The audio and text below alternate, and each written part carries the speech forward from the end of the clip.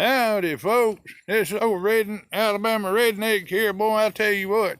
Hey, usually I'm in my truck or something like that, doing these here videos and stuff like that. But today I'm going to do it from outside. And I'm going to tell y'all something. I tell you what, there's people called master gardeners and professionals of gardening and all that stuff like that. Well, you know what? You can go to school for it. You can learn a lot of stuff about gardening. But I'll say this, me being a gardener for so long, I could probably say I'm a master, but I ain't master at nothing. But I tell you this right here, I tell you what'll help you make a good garden. Something make a good garden when you're planting them seeds out there in the garden. You ask the Lord to bring rain and let you have a good crop and everything. But anyway, I'm out here outside. I just want to get you out here. Usually I'm riding down the road or in my house. I just want to show you a few things that I can tell you from experience, having a garden, having plants and stuff. You can see back behind me here, this is my property here. Boy, I tell you what, I got a good property out here. But anyway, you're talking about bad weather and everything. Now, out here in Georgia, these last few months out here, it's been hot. I'm talking about we've been having some 90-degree days for a while. Now, I'm going to tell you a little bit of something that I can tell you what the heat is doing to us farmers and stuff like that in Georgia. Now, some crops, some vegetables love hot weather. Some vegetables don't like so much hot weather. Some of them like a little bit of sun. Some of them like a lot of sun. Some of them like half sun, half, half shade. But anyway, I'm going to show you this right here. Now, these right here is a delicatessen right here in the South. Now, I don't know if y'all know what a muscadine is or a scuppernum or what that is, but that's what these are. These are muscadines. I messed up, see, I planted my grapes right next to my muscadine. My grapes taste like muscadine. But these are the muscadines we had this year, and if you can see here, normally, on these vines, these things are covered up with muscadines this time of year, which they were. But the thing about it is they were real small. And usually at this time of the year, there would still be some on here. But see, since it was so hot this year and we didn't get a whole lot of rain, right in them months where you needed it, well, they're gone. They're gone. Now, these muscadines or scuppernums do a lot for us in the South. Number one, you ever heard of muscadine wine? Oh, Lord, son. That's the best stuff you can ever think of. Have muscadine jelly. You can do all kind of stuff with these things. I like to just come out here and pick them and eat them. That's good stuff, I tell you what. Now, I want you to put down in my comments down there, if you wouldn't mind, if you'd subscribe to me, I sure would appreciate it. Hey, I'm going to try to put new videos on here, about once every 2 weeks or once every week or something like that. I've been watching some of the YouTube video people, and most times they do it about 2 or 3 times a week. I ain't got that much to talk about. But anyway, these muscadines are, these are delicatessens in the South. They just love it. But, well, I can show you here, my grapes is down here too, but you can't see them because, guess what? They took over, the muscadines did.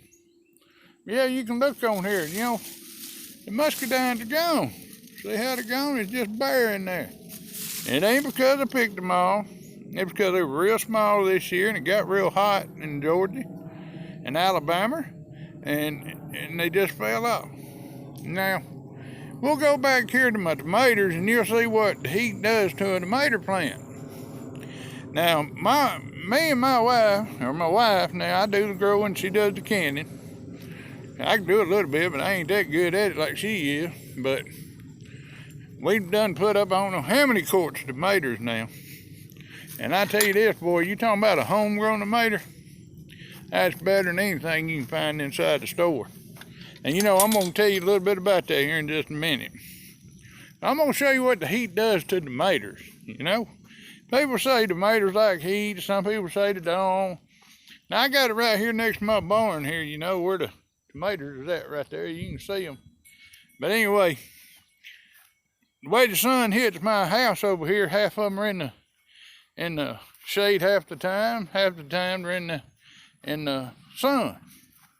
I'd let you take a look at them. All right, why are you sitting here? Yeah, I had one of my baskets here kind of flip over on me, but this is how I like to plant tomatoes, you know. I got these buckets here. I'll show you what they look like here.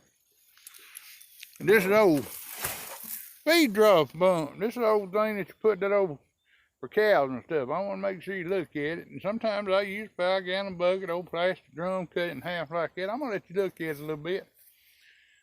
Got me some cages up there, but I'm going to show you something. That old heat, when it grabs a tomato and it holds on to it, old heat does. This is what it does to a tomato. Make it drip, nasty looking old stuff. Now, if you don't pick them in time, that's what happens. See how the old heat's just shriveling them up right there? Hope y'all can see that. I hope so. I ain't too good at this here videoing. But then again, you got to plant, you know, in a certain place or a certain type of plant. Then you can come over here and get you a nice, this is what you call a homegrown tomato, folks. This is the delicatessen of the South. Like I said, you can go to any store, Walmart, and I'm going to tell you something right now. I tell you, Walmart's got me kind of upset. You know, Walmart used to be the place to go. But all these little things they've been doing lately, I just don't go there too many times. Now, you ain't got to do that to me. I'm not going to, you know, tell you where to shop or nothing like that. But I'm going to tell you this. You know, I'm a big fan of the Second Amendment. Another delicatessen. Red man. Don't leave home without it. But anyway, you know, I ain't gonna say much about Walmart. I just got a problem with them. They ain't selling bullets no more, no guns or nothing like that. Look, folks, I did a video just not too long ago about guns, the Second Amendment. I'm a big Second Amendment man. I like to hunt, I like to fish. How many times you ever went hunting without a gun and tried to shoot a deer? A deer ain't gonna come up to your tree and say, I'm dead. Here's you some meat. Or an old hog out there, old wild hog. I'm gonna tell you something, there's so many wild hogs out here, man, they tearing stuff up. They tearing people's crops up. Tearing people's corn up. Stuff like that. You know, doggone. You know, you really doggone need a gun. You gotta kill these old wild hogs. Right back there in my old land back there on top of the hill back there, you got a bunch of coyotes. They kill your chickens. I got one chicken left. If you look behind me here, I don't know if you can see it real good. See that back there? That's my old chicken pen I had. Well, I mean, doggone coyotes killed them all. How you get rid of coyotes? Shoot them, kill them. Coyote ain't worth nothing. All they do is kill your animals, eat, have babies, and they grow up, kill your chickens, kill your hogs, kill your goats, go back and all that stuff. You know, and then you got raccoons out here. Now, you know, they usually don't kill you. Well, they'll kill a chicken if they can get a hold of him. So would a possum. But see, if I'm gonna, you know, have these type of things, then I need a gun. I need a gun to shoot them, to leave my stuff alone. Anyway, that's enough on that. Like I said, I doggone said enough of that. But I'm gonna talk about these homegrown tomatoes right here. Now, this right here is what you call, well, I tell you what, I guess it any tomato, but I love a good old tomato that's acidy. You know, some people like the yellow ones that ain't got as much acid in it. You can plant them out here too. I've planted them before. That ain't my taste. It might be your taste. Maybe you can't take the acid like I can. But this is what you call a Rutger tomato, or a Rutledge, whichever way you want to call it. Now, people say you don't have to stake them. I'm going to tell you something. I ain't never had a Rutgers. I can't got a steak nowadays. My problem is I don't think there's a true Rutgers tomato out there. I think the true Rutgers have gone. Unless you're a man that's had Rutger tomatoes like me, and then you can get the seeds out and plant them, you know what they are. But it's a homegrown tomato. Folks, I'm going to tell you right now. You could never ever sit there and tell me that I could take this homegrown tomato and a tomato from one of these stores out here, and I can tell you the difference between a homegrown and a tomato that's been hothouse, is what I call it, grown in a greenhouse or something. There is a difference. I know they said they ain't, but there is. You know, when you get a tomato out of the store, that tomato was picked green. Now, I'm going to tell you something, folks. I like fried green tomatoes. That's the only reason I'm going to pick me a green tomato. Now, there are times I put a tomato on the windowsill, you know, when they're about half green, half ripe. And, you know, I let them get a little bit like this right here, and then you cut that bad boy open. And that's the best tomato you can have, boy, I'm telling you what. But I'm going to tell you something. When you get them tomatoes out of the store, they were picked green. You know why? Because that tomato's got to travel on a truck from the garden where they get it to the store, from the store into your buggy. Sometimes them tomatoes are set out for a while. Sometimes they go from the garden to the farmer's market, from the farmer's market to the store, then they go into your belly or whatever you do with them. You know, it takes a while. So they got to pick them green. And they spray some stuff on them to help them turn this color right here. But you know, the best tomato you can ever get is one that you put in the ground yourself. Watch that thing grow, you work it and make sure it's going to be good. And then they make one of these. That is the best tomato. You let that vine up there, let that plant, let the sun, let the earth, let the good weather we have make this tomato the color it is. I don't like chemicals on my stuff. I don't put chemicals on it. The only thing I put on it every once in a while is a little bit of pesticide, but I wash it off. I mean, it ain't pesticide, it's old powdered old stuff. 7 dust. That's all you got to put on there. Some 7 dust. Ain't nothing to it.